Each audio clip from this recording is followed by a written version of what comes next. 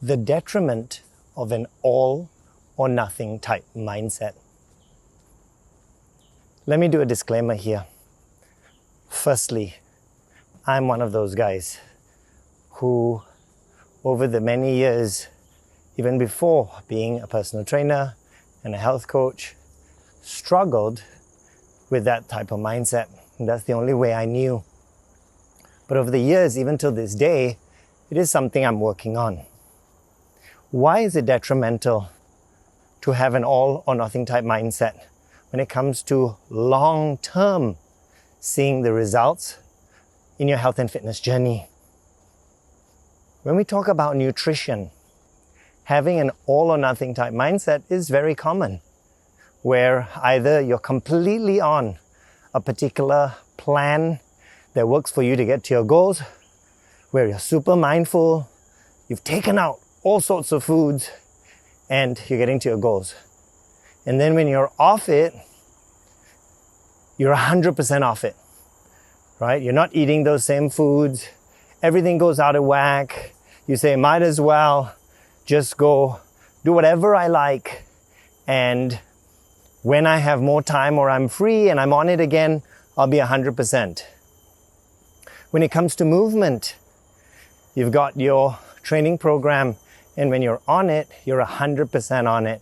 It's in your schedule, you make it a priority, you work 100% hard, and when you're off it, you're like, oh, completely off it, where you're busy, it's not a priority, and you do nothing or very, very minimal that is completely opposite to when you were completely on and doing it 100%.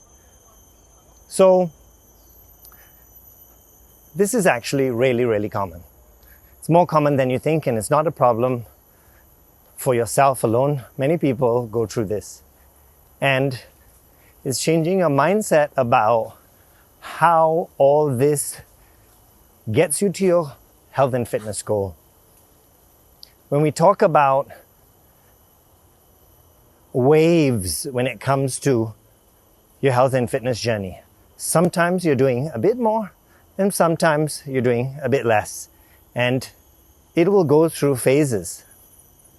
But what we want to try and prevent or reduce is the waves being too big, where sometimes you're 100% doing something, and sometimes you're doing 0, and then 100% again. So you want to straighten out that curve just a little bit more. So if you are one of these people, instead of trying to say, hey, I'm going to be super on it 100% of the time, say, hey, instead of big ups and downs, where you're 100% doing either nutrition or you're focusing on movement, instead of having big fluctuations, try and even that out, where sometimes you're doing a bit less, sometimes you're doing a bit more. And in this way, it allows you to have a bit more consistency without such big fluctuations. This is going to be important because, remember, between 0 and 100%, there are a lot of numbers in between that.